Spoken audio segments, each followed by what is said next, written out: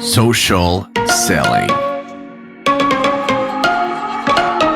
Le lead magnet est créé pour aider le consommateur dans son magasinage. Aussi simple que ça. Vous donnez une pièce de contenu à un consommateur pour l'aider dans son magasinage et si cette pièce de contenu-là est bonne, mais par la suite, le client va être capable de le consommer, de trouver l'information qu'il a besoin et si l'information est intéressante, mais par la suite, il va aller vous voir.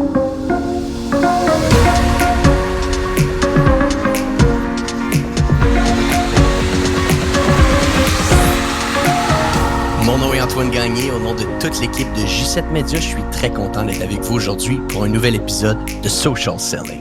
Un des buzzwords les plus utilisés dans le monde du marketing numérique est le terme lead magnet. Pour les gens qui nous écoutent et qui ne sauraient pas qu'est-ce qu'un lead magnet, eh bien, je vous dirais que pour faire ça simple, un lead magnet est une pièce de contenu qu'on va offrir à un prospect en échange d'une adresse email. Maintenant, c'est beau de savoir qu'est-ce qu'un lead magnet, mais la vraie question à se poser est comment on génère des revenus avec son lead magnet. Et c'est exactement ce qu'on va faire avec l'épisode d'aujourd'hui en vous montrant les 3 étapes qu'on suit chez J7 Media pour y parvenir. Et pour en parler avec moi aujourd'hui, Antoine Dalmas, analyste en publicité Facebook chez J7. Antoine, tu es derrière la création du dernier lead magnet qu'on a fait pour notre entreprise, donc je pense que tu vas avoir des bons trucs à nous donner aujourd'hui. Eh ben écoute, merci beaucoup Antoine. Effectivement, je me suis occupé de la création des lead magnets chez J7 et du dernier lead magnet pour J7 Media. Donc j'espère que je vais arriver à donner du contenu intéressant pour les auditeurs et qu'on va pouvoir faire un peu avancer la cause du lead magnet au Canada. Puis je pense que j'aimerais commencer l'épisode d'aujourd'hui en mentionnant ça très, très simplement, là. Un lead magnet n'est pas fait pour aller chercher des emails, OK? Oui, ça va aller chercher des emails pour une organisation. Oui, on va être capable de générer à un certain point des milliers, des centaines d'adresses email. Mais le but primordial, le but fondamental d'un lead magnet, ce n'est pas ça. Et c'est exactement ce que je vais parler un petit peu dans les 3 points qu'on va discuter aujourd'hui. Puis d'ailleurs, pour faire ça simple, pour les gens qui nous écoutent, les 3 points qu'on va discuter ensemble aujourd'hui, la première étape que je vais prendre un peu le lead là-dessus et expliquer à tous les auditeurs, à tous les gens qui nous écoutent, c'est pourquoi on crée un lead magnet et comment que ça aide notre prospect. En deuxième point, Antoine Dalmas va nous parler un petit peu des exemples qu'on a fait dans le passé chez J7 Media et qu'on fait même présentement et les résultats qu'on a eus avec ces différents lead magnets-là. La 3e étape, on va regarder comment on les rentabilise parce que c'est beau le créer, c'est beau le lancer, mais par la suite, l'objectif, c'est de créer des revenus. Tu vois, y a-tu d'autres points qui seraient importants qu'on discute ensemble aujourd'hui, Antoine? Non, je pense que tu as déjà dit quelque chose de très important. Le lead magnet, ce n'est pas fait pour avoir une base d'email à la base. C'est beaucoup plus que ça. C'est un collatéral positif, tu sais. Oui, exact. OK, donc on va commencer. Point 1, pourquoi on crée un lead magnet et comment qu'on est capable de bien s'en servir? Ben, je reviens un petit peu à ce que j'ai dit. Tellement de gens dans le marketing numérique ou même des clients qui vont venir à nous et nous disent « Hey, il faut que je crée un lead magnet. Hey, il faut que je fasse 3 vidéos que je vais offrir en échange d'un email. » Ici, on va vraiment repartir à la base puis on va vous donner un cas client pour vous montrer à quel point que ce n'est pas pour des emails qu'on va aller chercher un lead magnet. Il y a une raison fondamentale à ça. Et par la suite, ben, comme je l'ai dit, le collatéral, c'est que ça va vous amener des emails. L'exemple que je veux donner aux gens qui nous écoutent aujourd'hui, c'est un client qui travaille avec nous, qui vend, c'est pas compliqué, lui, il vend des objets promotionnels, il vend des casquettes, il vend des t-shirts, il vend un paquet de choses, et spécifiquement en période, on est au 28 mai aujourd'hui, il vend des masques. Il vend des masques pour les entreprises pour s'assurer qu'il y ait une bonne, que le volet sanitaire soit bien respecté à l'intérieur des organisations. Ceci étant dit, donc on comprend que le client, lui, il vend des objets promotionnels. Et ce qui est très, très intéressant, c'est que quand on avait lancé au départ des campagnes de publicité Facebook pour ce client-là, pour arriver puis générer des résultats, ben, je vais vous montrer un petit peu le cycle de vente, puis je vais vous montrer pourquoi ce n'était pas fonctionnel. OK? Donc, vous aurez compris que si lui vend des objets promotionnels, des fois, ces objets promotionnels-là peuvent arriver puis être des dizaines de milliers de dollars pour une entreprise qu'on va en commander au volume. Donc, quand on parle que des transactions vont être des milliers, voire des dizaines de milliers de dollars, c'est très rare que la transaction va uniquement se passer en ligne. Très, très rare, là. Habituellement, ces transactions-là vont arriver avec un représentant au téléphone qui va avoir une discussion avec la personne responsable dans l'organisation. Il va avoir des discussions, il va avoir une soumission qui est faite et le cycle de vente peut durer quelques semaines, même des fois quelques mois si le client n'est pas pressé. Donc, ce n'est pas une transaction qui se fait en ligne directement. C'est une transaction qui va se faire au téléphone, voire en personne si meeting il y a besoin d'avoir. Donc, dans un contexte où est-ce que la transaction va se faire au téléphone, nous, notre objectif, où est-ce qu'on a été engagé, pourquoi qu'on travaille avec ce client-là, c'est de lui amener des leads. Donc, on veut amener des gens qui vont remplir des formulaires pour cette entreprise-là et qui vont dire, vous savez quoi, j'ai besoin pour mon organisation de casquettes, de t-shirts promotionnels, de sacs promotionnels. Je veux vous parler, voici des informations par rapport à mon organisation, j'attends votre appel. Donc ça, ce formulaire-là, c'était ça notre indicateur de performance avec ce client-là, de dire si on faisait un bon ou un pas bon travail. Notre objectif est de générer un maximum de formulaires de soumission au prix le moins cher possible, avec si possible des leads de qualité. Donc, je vous donne un petit peu le contexte de quel est le cycle d'achat du client pour revenir à la base, qui est le but du podcast aujourd'hui, le lead magnet. On lance avec ce client-là, au départ, des publicités disant directement « Bonjour toi, personne qui travaille dans une organisation, clique sur notre publicité, remplis le formulaire et un représentant de notre entreprise va t'appeler pour voir si on peut t'aider et te donner des objets promotionnels pour ton organisation. » En ayant une approche très directe, donc on disait simplement « Clique sur notre pub, remplis un formulaire et un représentant va t'appeler », la réalité, c'est que ça ne marchait pas. On a fait des publicités comme ça pendant plusieurs semaines, jusqu'à un point où on regardait nos chiffres à un moment donné. On avait des coûts par lead qui étaient corrects, mais ce qui se passait fondamentalement, c'est que les leads n'étaient pas de bonne qualité. Continuellement, le client nous disait « Oui, des fois, il y a des leads qui sont intéressants puis qu'on va peut-être avoir une discussion, mais plus souvent qu'autrement, les leads qui remplissent le formulaire ne savent même pas pourquoi on les appelle. » Puis Antoine, si on retourne à la base, là, très, très simplement, tu sais, on fait le podcast, on se voit, toi et moi, présentement, on est en vidéo. Pour les gens qui nous écoutent, c'est uniquement en audio, mais je suis en train de regarder mon téléphone. Puis si on retourne à la base, la personne qui remplissait le formulaire s'est connectée sur son Facebook ou sur Instagram ou peu importe l'endroit où elle a vu la publicité, voit une publicité, remplit un formulaire de peut-être 7-8 questions et par la suite se fait appeler. Ben, rappelons-nous d'une chose, la personne ne s'était pas connectée sur Facebook ce jour-là pour aller remplir un formulaire pour se faire pitcher un service à des milliers ou voire des dizaines de milliers de dollars. Il faut retourner à la base, là, tu sais. Notre consommateur n'est pas sur Facebook dans une optique d'achat. Personne ne se connecte sur Facebook un matin en se disant « Aujourd'hui, c'est le jour, j'ai hâte de me faire targeter sur Facebook par une entreprise qui vend des objets promotionnels et je vais remplir un formulaire et j'ai hâte à mon appel en fin de journée pour donner mon numéro de carte de crédit et dépenser des dizaines de milliers de dollars. » C'est pas comme ça que ça se passe, là. Non. Hein? Non, clairement pas. Ça serait le fun.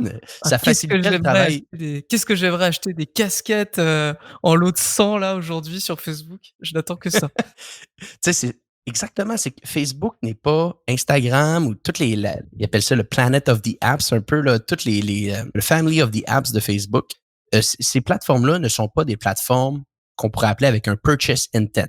Les gens ne sont pas sur ces plateformes avec un intérêt d'achat. Elles sont sur ces plateformes dans un intérêt, on va dire, de regarder un intérêt social, de regarder ce que leurs amis font, de regarder ce qui se passe en général. Donc, on retourne un petit peu, je fais une petite parenthèse, je reviens à mon exemple de client.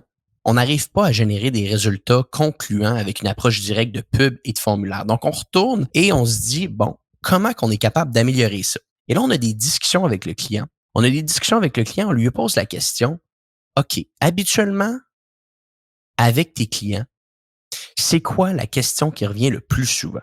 C'est quoi les questions que tes clients te posent le plus souvent?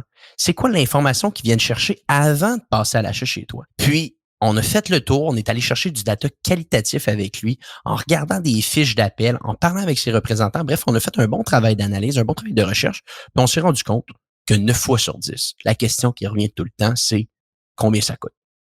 Combien ça coûte? Combien ça coûte avoir 500 casquettes pour mon entreprise? Combien ça coûte avoir 2000 t-shirts pour mon entreprise? Combien ça coûte avoir 8 sacs de sport pour mon entreprise avec le logo dessus?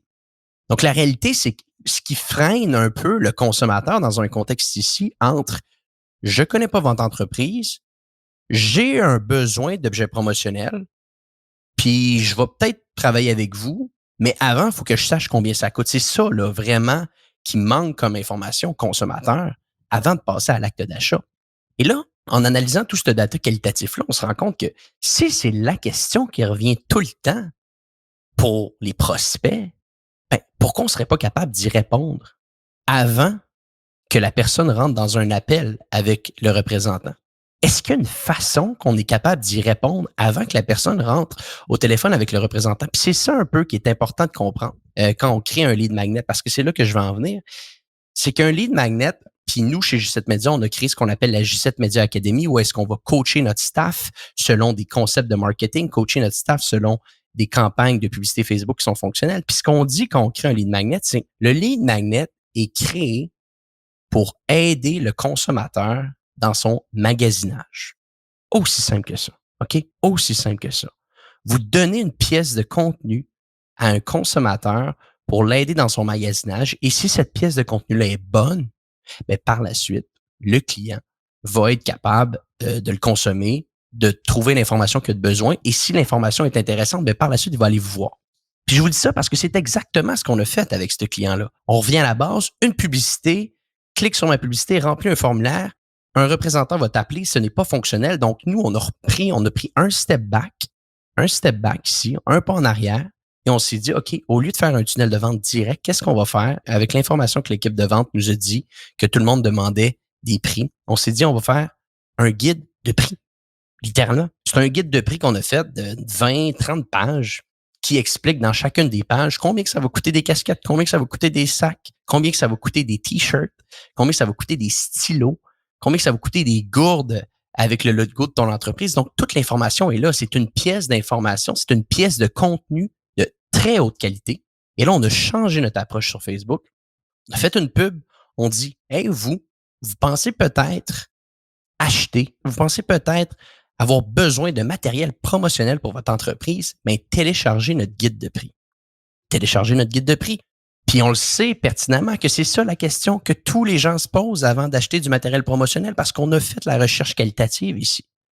Et là, les gens nous donnent leur adresse email, téléchargent le guide de prix, puis on va le voir un petit peu plus tard dans le point 3, comment on est capable de rentabiliser ça. Mais par la suite, quand les gens nous donnaient leur adresse courriel, vous allez voir, il y a une séquence de vente qui enchaîne. Ensuite, on est capable d'avoir des meilleurs formulaires, des meilleurs leads, parce que là, on le sait que les gens qui vont télécharger ce lead magnet-là, ben c'est des gens qui vont à un certain point avoir besoin de matériel promotionnel parce que là, on vient de leur donner la pièce d'information qui va les aider dans leur magasinage. Personne ne va aller télécharger un guide de prix de matériel promotionnel s'ils ne sont pas intéressés à un certain point par du matériel promotionnel. Donc, on retourne à la base, comme je vous disais, le but du lead magnet, ce n'est pas d'aller chercher des emails. Le but du lead magnet, c'est de faciliter le magasinage de votre consommateur. Et avec le collatéral, ben oui, on est allé chercher des milliers de emails, puis on va vous dire comment on peut les rentabiliser par la suite. Mais je reviens à la base de pourquoi on fait un lead magnet et comment on l'utilise. Le lead magnet est fait pour faciliter le magasinage de votre consommateur quand vous n'êtes pas capable de lui vendre un produit directement. Donc ça, je voulais commencer le podcast en point 1 là, pour vraiment mettre du contexte pour les gens qui nous écoutent parce que c'est important, Antoine, d'expliquer pourquoi on fait un lead magnet ou du moins dans la manière qu'on le voit chez G7 Media parce qu'on a des dizaines, voire des vingtaines de clients qu'on a des lead magnets avec eux et c'est ça qu'on leur explique et c'est ça notre approche par rapport à ça. Ouais, tout à fait. Je te rejoins totalement. Je pense que le lead magnet va répondre à la phrase un peu connue qui dit on déteste se faire vendre mais on aime acheter, tu vois. Genre, si tu vois une pub sur Facebook qui dit achète mes casquettes par pack de 100 là, il y a peu de chances que tu cliques dessus. Mais s'il y a une pub qui dit hey, j'ai une info qui peut t'aider dans ton magasinage, là tu vas te renseigner, tu vois. Et puis après, si on te fait une proposition, bah tu connais déjà un peu la marque, tu sais que l'information qu'elle t'a donnée était légitime et authentique. Bon bah du coup, pourquoi pas. Puis très important, avant qu'on rentre au point 2, puis j'imagine qu'on va en parler au point 2, mais c'est important que votre lead magnet soit relié à votre offre principale. Là, t'sais. Faites pas un lead magnet qui n'est pas relié à votre offre principale. T'sais, si on avait fait ici un guide qui te montre, je sais pas moi, comment entretenir ta voiture, parce qu'il y en a des guides qui sont faits pour ça, comment entretenir ta voiture pendant la période estivale, pendant la période hivernale. Mais si tu fais un guide comme ça, et que ton offre principale par la suite, c'est de vendre du matériel promotionnel, ça ne fonctionne pas. Ton lead magnet doit être intimement relié à ton offre principale. C'est important là, pour les gens qui nous écoutent aujourd'hui, qui s'en rappellent, parce que, je le répète, le lead magnet est là pour aider votre consommateur, votre prospect, dans son magasinage. Antoine, est-ce qu'on enchaîne avec le point 2? Est-ce que tu pourrais nous donner des exemples de lead magnet intéressants qu'on a fait chez G7? Tout à fait. Donc, je vais vous donner quelques exemples qui ont été faits pour des clients chez G7 Media. Le premier, c'est 100% du lead gen. Je vous explique un peu son business model parce qu'il est un petit peu complexe. Imaginons que vous avez besoin d'une équipe d'entrepreneurs pour des travaux chez vous. Et en fait, vous envoyez un brief à cette plateforme et la plateforme va vous recommander 3 entrepreneurs différents. Par la suite, vous choisissez avec lequel vous travaillez. Nous, il nous était impossible de convertir une audience froide en client avec de la publicité directe. Plusieurs fois, on avait essayé sans aucun résultat. Ça nous prenait toujours un processus très long avant d'espérer convertir les gens sur cette plateforme. Du coup, on s'est posé la question, comme tu as dit auparavant, la question profonde un peu. Qu'est-ce qui bloque le futur client? Et en fait, après réflexion, on a trouvé, c'était le prix. En fait, quand on fait des travaux chez soi, on a toujours peur de se faire arnaquer par le prix ou par la qualité, parce que qualité veut dire prix trop bas. Et je pense que tu es d'accord avec moi. Personnellement, je sais pas combien ça coûte de faire venir quelqu'un pour mettre de la peinture. Donc, je vais essayer de faire plusieurs sites, trouver 4-5 prix différents et me dire bon bah celui-ci est au milieu, donc celui-ci me paraît bon. Et ben en fait, avec ce client, on l'a fait. On a créé un guide des prix de rénovation. Parce que notre client, il avait déjà toutes les informations pour construire ce document avec tous les prix moyens de chaque travaux possible et imaginable, dans sa maison. Donc, que ce soit la plomberie, chauffage, peinture. Et en fait, avec ce guide, les gens pouvaient choisir beaucoup plus sereinement l'entrepreneur qui leur convenait parce qu'ils avaient un tableau comparatif. Donc, pour aider la conversion, nous, derrière aussi, on envoyait des emails et on avait des liens de redirection dans le guide pour que la personne, depuis le guide, en fait, elle aille générer un projet rapidement sur la plateforme. Et ça a Donc, été... tu sais, Ouais, pardon. puis juste pour faire un petit peu du pouce sur ce que tu viens de dire, parce que ça revient un peu au même point que j'ai dit, c'est quoi le pain point de votre client dans son magasinage? Si vous faites de la publicité sur Facebook puis vous essayez de vendre votre produit directement puis ça fonctionne pas, retournez une étape avant. Qu'est-ce qui empêche votre client dans son magasinage d'aller plus loin? Puis si vous êtes capable de lui donner la réponse, ben souvent, parce que c'est vrai, hein, des entrepreneurs en construction, souvent on a peur un peu, il va-tu nous faire un prix trop cher? Est-ce que c'est le vrai prix? Ah oui. Tout ça. Ah oui. Donc, si tu peux donner un...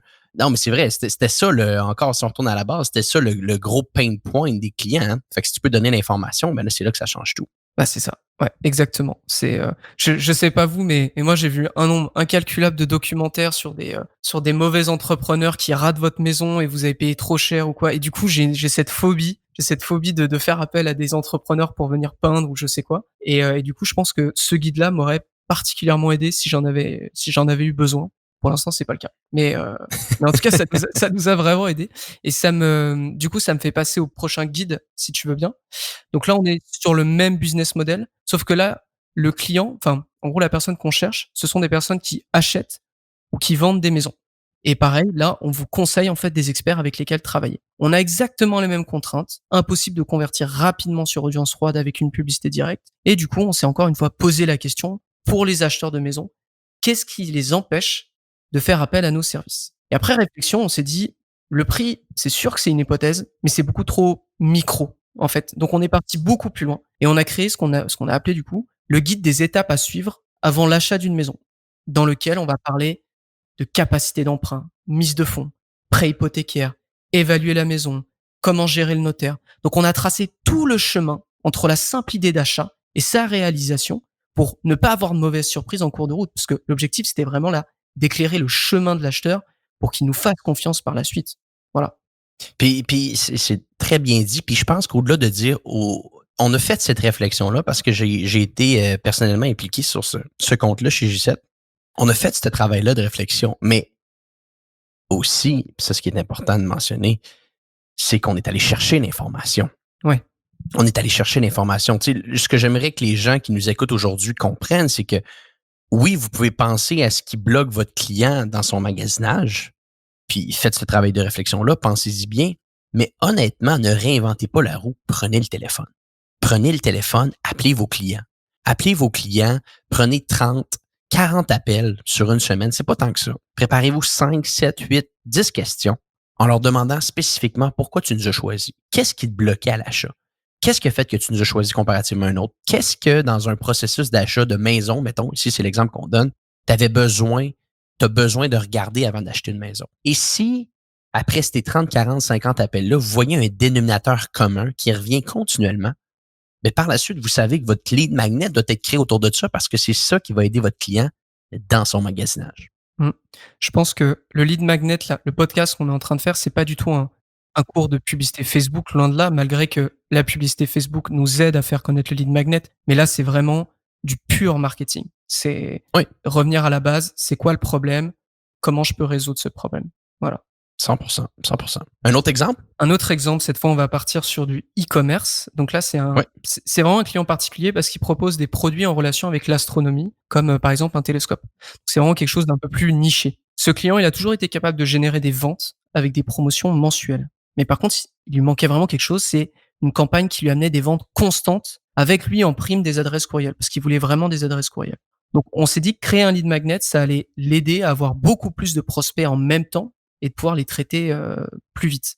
On a cherché un peu et en fait, là encore une fois, du coup, on a cherché et on a découvert que majoritairement, les clients de ce site, c'était souvent des total néophytes, c'est-à-dire qui débutaient dans l'astronomie. Et donc, on a réfléchi, on s'est dit comment on peut faire passer des néophytes à l'action. Et là, on a créé le guide des 5 étapes à savoir avant l'achat d'un télescope. Avant l'achat d'un premier télescope. D'un premier télescope, pardon, effectivement. Et par la suite, on a été capable de convertir ces prospects grâce à un rabais direct après le téléchargement du guide. Donc, on les aide là, c'est comme ce qu'on disait au début. On les aide à magasiner et ensuite, on leur montre qu'est-ce qu'il faut magasiner et on leur donne un rabais. Intéressant. Puis ça, je pense que c'est vrai qu'on a donné juste avant 2 exemples de clients très en lead generation, mais ça s'applique les lead magnets pour les gens e-commerce. Ah oui. Pour les gens qui vendent en ligne directement, je veux dire, c'est un concept fondamental ici. Là. C'est pas lead generation, e-commerce, business local. C'est un concept fondamental d'aider votre client dans son magasinage. Là. Peu importe ce que vous vendez. Ça, c'est intéressant. Puis ça revient aussi, encore une fois, sur une recherche qualitative. Hein? Mhm. Si tu sais pas pertinemment que ta clientèle est une clientèle qui va acheter un télescope pour la première fois, 9 fois sur 10, ben, tu vas pas créer un lead magnet comme ça, tu sais. Si d'un autre côté, tu le sais que ta clientèle est très avancée, a des connaissances très pointues sur l'astronomie, sur les télescopes en général, ben, tu auras compris que ton lead magnet va pas être sur les 5 étapes avant d'acheter ton premier télescope, mais il va être davantage relié sur, je dis n'importe quoi, mais les 5 choses ou les 6 choses à savoir, ou peu importe, là, souvent on utilise des termes pour... Quelque chose à voir dans le ciel quand on a un bon exact. télescope, par Donc, exemple. quelque chose qui va aider ton client dans son processus d'achat s'il est un petit peu plus loin. Juste pour vous donner un exemple, du coup, enfin, un cas réel avec ce client, des chiffres, entre guillemets, pardon. Avec ce client, on est arrivé à générer plus de 4000 leads, à peu près $3,14 le lead. Mais le point le plus important, c'est qu'on a généré 90 achats pour un ROAS de 3,13. Donc, Mais ça, Antoine, on va en parler au point 3 parce que... mince. Non, mais c'est correct. C'est correct parce que ça va donner un peu une idée aux gens qui nous écoutent. C'est quoi la prochaine étape? Mais oui, l'étape 3, là, on vous a donné là, en point 1 l'idée générale du lead magnet. En point 2, on vous montre des exemples. Puis en point 3, on va vous montrer comment le rentabiliser parce que c'est ça qui est très intéressant. À la fin de la journée, c'est beau créer un lead magnet, mais on veut... si on investit en publicité, peu importe c'est quoi la plateforme, on veut rentabiliser nos efforts à la fin de la journée. As-tu un dernier exemple à nous donner avant qu'on passe au point 3? J'ai un tout dernier exemple, toujours en e-commerce, comme ça, égalité de lead gen de e-commerce. Donc là, par contre, c'est un funnel qui est un des funnels les plus rentables qu'on ait élaboré. C'est beaucoup plus technique, mais une fois que c'est en place, c'est une vraie machine de guerre. Ici, avec ce client, on vend des formations certifiantes dans la joaillerie. Le client, il réussissait toujours à générer des ventes d'abonnements pour ces formations, seulement sur une audience très, très, très, très chaude. Donc, on s'est posé la question, comment faire pour augmenter drastiquement cette audience en termes de volume et encore une fois, raccourcir le temps avant qu'il passe à l'achat d'une formation. Juste pour vous dire, la formation en question, c'est une formation qui a plus de $200. Donc, même si c'est très intéressant, c'est quand même un coût assez élevé. Donc, pour répondre à ce problème, en fait, on a fait 3 choses. On a segmenté cette offre en 3. On a créé un lead magnet. Le lead magnet, en gros, c'était juste le premier chapitre du cours. Tout simplement. Et ensuite, on a créé un tripwire. Donc là, c'est un autre chapitre de ce cours, sauf que là, on l'a fait payer. Et par la suite, lorsque la personne avait le lead magnet plus le tripwire, là, on passait à l'offre principale. Mais je pense qu'on va en parler un petit peu plus en détail, du coup, dans le 3e point, pour lequel on va expliquer comment vendre comment rentabiliser tout ça. Voilà, mais c'est ça que j'aime dans ce concept-là. Puis je pense qu'on va directement enchaîner par la suite au point 3, mais juste pour les gens qui nous écoutent, il n'y a rien de mieux qu'une segmentation d'offres. Ouais. Quand on fait un lead magnet, il n'y a rien de mieux qu'une segmentation d'offres. Puis on va enchaîner directement au point 3. Merci Antoine pour les différents exemples. Puis je pense que je commencerai ici en mentionnant, parce que là, on retourne à la base, là, en point 1, je vous ai dit pourquoi on crée un lead magnet pour aider votre client dans son magasinage. On vous a donné en point 2 des exemples spécifiques. Donc, si on fait le recap, on a parlé de guide de prix pour notre premier client. On a parlé par la suite de guide à suivre, des étapes à suivre avant d'acheter une maison, parce que par la suite, c'est ça qu'on voulait faire. On voulait générer des formulaires de gens qui voulaient acheter une maison. Après, on a voulu vendre des télescopes. On parlait à des gens qui achetaient un télescope pour la première fois, puis par la suite, on parlait de formation. Quand on veut rentabiliser, quand on veut rentabiliser par la suite son lead magnet, quand il a été créé puis qu'on va lancer des publicités sur Facebook, bien, une des choses qui est très importante de se rendre compte puis de repartir à la base, c'est la segmentation de ton offre. OK? On va vous donner un exemple très simple, puis c'est exactement relié au cas qu'Antoine vient de dire, que je trouve fascinant. C'est un client qui, encore une fois, Antoine le dit, qui vend une formation sur la création de bijoux. Okay, c'est très spécifique, hein, c'est très niche. C'est pas tout le monde demain matin qui veut se lever puis qui va se dire je veux apprendre à créer des bijoux. Hein. Donc, c'est très spécifique. Formation, comme il l'a dit, annuelle à un certain prix qui est quand même sensiblement dispendieuse. Impossible de vendre cette formation-là directement sur Facebook, sur Audience Froide. On a tout essayé pendant des mois et des mois de mettre une publicité et de dire achète ma formation. Impossible de faire. Ce qu'on a fait, on a segmenté l'offre. C'est comme ça que vous êtes capable de rentabiliser un lead magnet, puis on va vous montrer par la suite la structure. On prend cette grosse formation-là, on prend une partie de cette formation-là et on en crée ce qu'Antoine a dit, un tripwire. Donc, une offre qui est facile à acheter. Donc, un prix qui peut varier entre peut-être 10 et 50 $. L'offre qu'on parle ici est à 17 $. 17 $. OK? Donc, je repars à la base. Notre offre principale aux alentours d'à peu près, c'est ça, 200 $. Le tripwire, 17 $.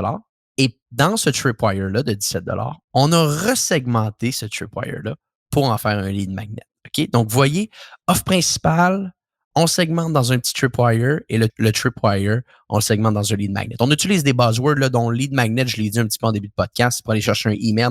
Tripwire, je pense que c'est un terme que Digital Marketer avait créé à un certain point à un moment donné, qui est en gros une offre irrésistible, une offre facile à acheter qui est à peu près entre 10 et 50 $. Et ça, c'est comme ça qu'on rentabilise vraiment un lead magnet. Parce que là, par la suite, ce qui se passe, c'est que tu as simplement besoin de bien séquencer ton offre de service. Donc, dans le cas ici, puis on va vous dire un petit peu comment on y arrive, puis on donnera d'autres exemples par la suite. Les gens voient la pub sur Facebook, voient le guide littéralement pour apprendre vraiment à créer des bijoux, parce que c'est un guide pour apprendre à créer des bijoux.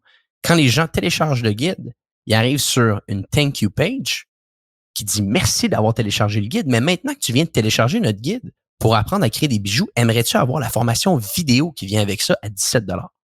Ben, qu'est-ce qui se passe? 10% des gens qui arrivent sur cette thank you page-là achètent la formation.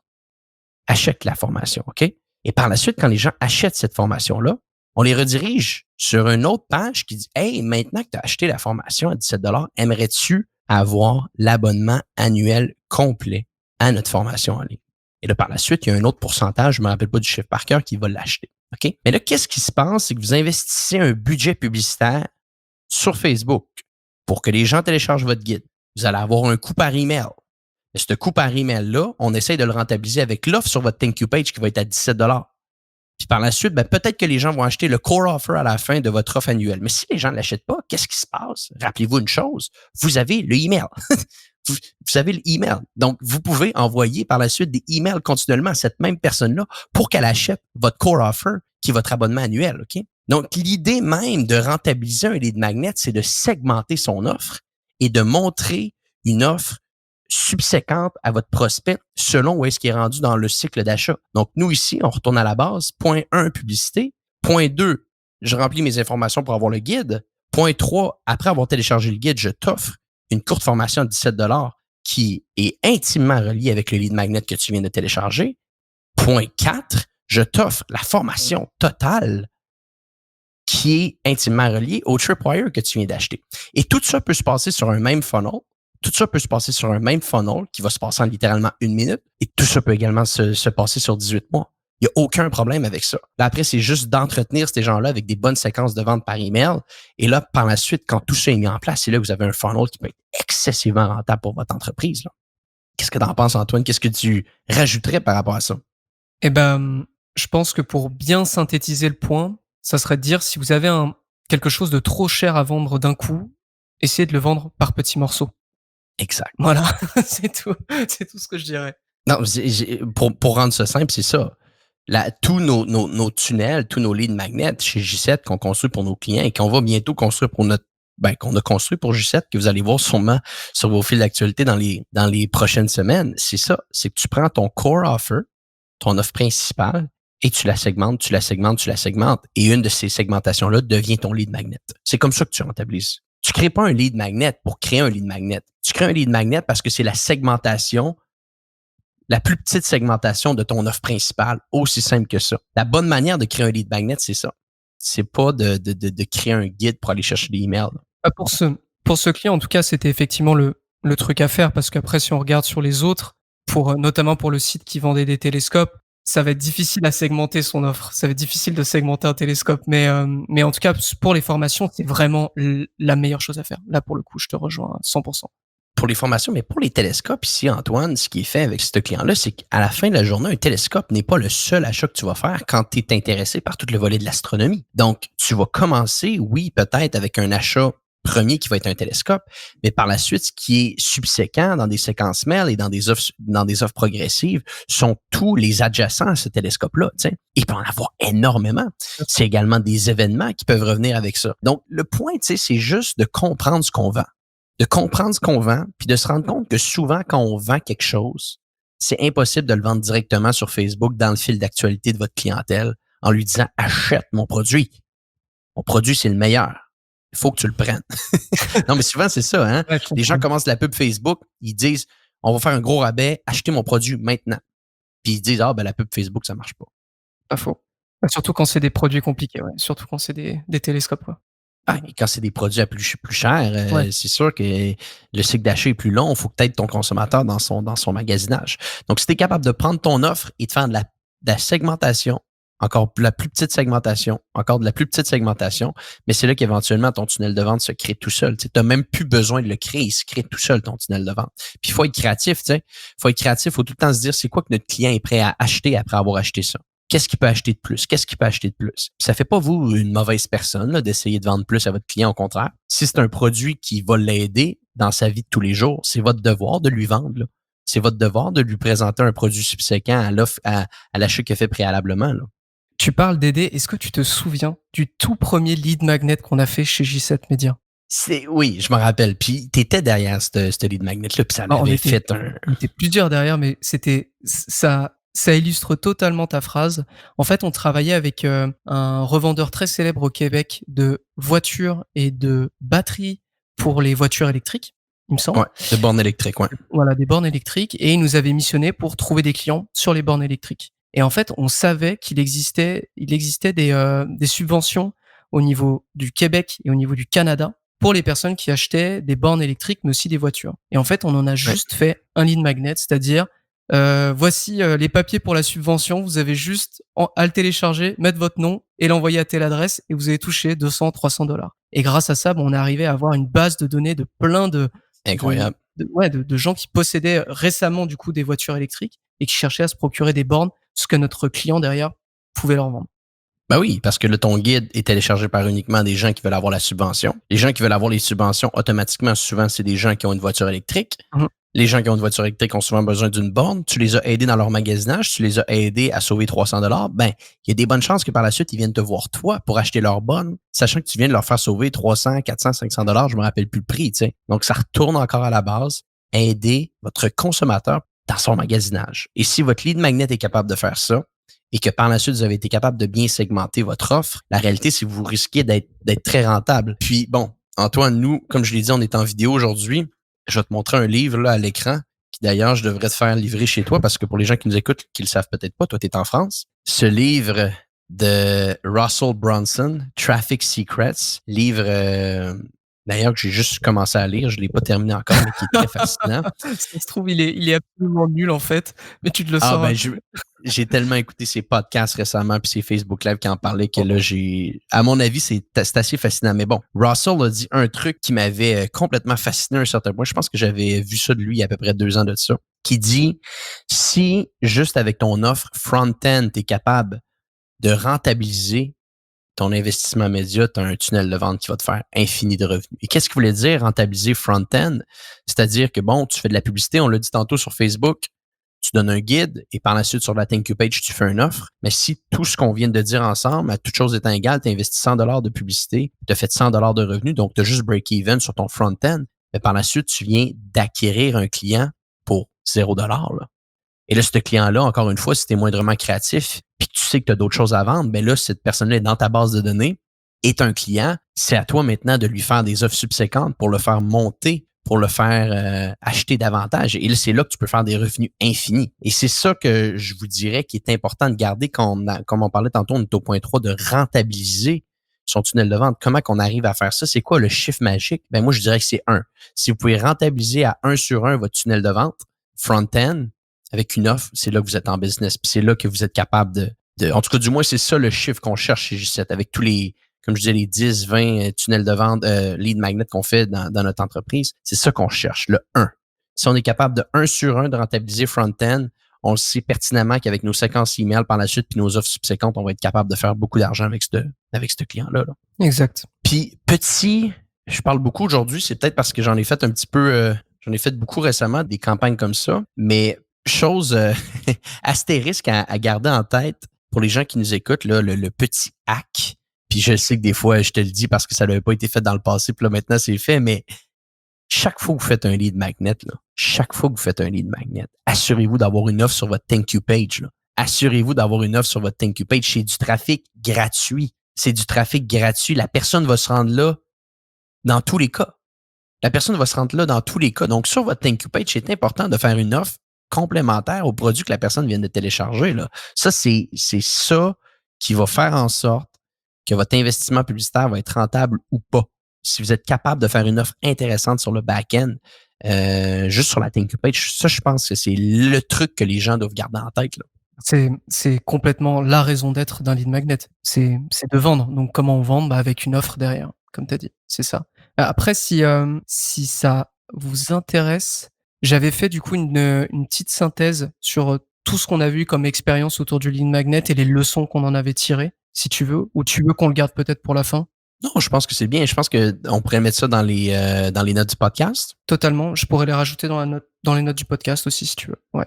Donc, ça pourrait être bien intéressant. T'avais-tu de quoi à rajouter par rapport à cet article-là que tu voulais dire aux gens qui nous écoutent aujourd'hui? On a donné pas mal de funnels et de lead magnets de clients, vraiment par rapport à des clients. Je vais peut-être en donner des exemples un peu plus génériques pour les aider à les associer avec leur propre business. Donc, en fait, dans un lead magnet, vous avez plusieurs types de lead magnet au final. Il y aura par exemple le guide qui va être un document technique, long et qui va apporter beaucoup d'informations. Vous aurez la checklist qui est plus courte, plus concise. Elle permet d'avoir de l'information forcément plus rapidement. Vous avez, excusez mon anglais, le cheat sheet. Le cheat sheet, ouais. Donc, qui est une méthode secrète pour arriver à un certain résultat. Alors là, tout joue sur le titre. Surtout, c'est par exemple arriver à tel résultat sans, et là, vous listez une contrainte. Ensuite, vous avez la vidéo explicative. Donc, ça va être un format vidéo finalement de votre guide ou de votre checklist. Vous avez le quiz dont on n'a pas tellement parlé. C'est un moyen ludique qui joue sur la curiosité. C'est quelque chose qu'on a fait pour certains clients et qui a très très bien marché. Je pense que je vais prendre le temps pour l'expliquer. On avait un client qui vend des courses à obstacles et qui vise des femmes uniquement et qui vise des femmes qui ne sont pas nécessairement sportives. Et en fait, on avait vu que ces femmes, un gros obstacle pour l'achat, c'était de se dire est-ce que je suis vraiment capable de courir cette course? Et du coup, on a créé un quiz pour y répondre où les femmes répondent les clientes répondent à des questions un peu toutes bêtes du genre est-ce que je fais du sport? Non. Est-ce que j'aime bien faire des choses entre amis? Oui. Et bon, vous l'aurez compris, mais à la fin le quiz disait oui, vous pouvez totalement faire cette course. Faire cette course, bah voilà. oui. C'était une réponse évidente, mais en fait, ces gens avaient besoin de le voir, avaient besoin de l'entendre. Et généralement, après ce quiz, généralement, les gens passaient à l'achat. On les a aidés dans leur magasinage. Exactement, On les a aidés dans leurs contraintes. Ça revient encore à la base. Tu as des questions à savoir si ça peut vraiment être bon pour toi. On va t'aider à répondre à ces questions-là. Et si on te donne une réponse intéressante et que ça va te convaincre, ben par la suite, tu risques d'acheter le produit. C'est ça. Voilà. Et pour terminer, dernier lead magnet, ça serait le webinaire. Donc, contrairement à la vidéo, c'est vraiment un cours gratuit, mais qui est en live, avec lequel vous avez une participation un peu avec votre public. Donc voilà, ça serait, je pense, les 6 grands lead magnets auxquels vous pouvez penser pour votre entreprise. On mettra le lien de ton article dans le podcast. Je pense que dans les notes du podcast, je pense que ça va être très utile pour notre audience. Je pense aussi. Antoine, avant que je te laisse, ça fait quand même une 40aine de minutes qu'on discute ensemble. T'avais-tu quelque chose à rajouter pour les gens qui nous écoutent? Non, j'espère vraiment que ça a été qualitatif pour vous, que vous avez appris quelque chose, qu'il y a une petite étincelle qui s'est allumée chez vous et vous vous êtes dit ah tiens, je vais peut-être segmenter mon offre, je vais peut-être faire un guide sur des prix, je sais pas, mais il y a quelque chose. J'espère juste que ça a déclenché ça chez les personnes qui nous écoutent. C'est tout. Bon, ben merveilleux. Donc, merci Antoine d'avoir pris de ton temps. Et pour les gens qui nous écoutent, on se dit à bientôt pour un prochain épisode de Social Selling. Social selling. Social selling.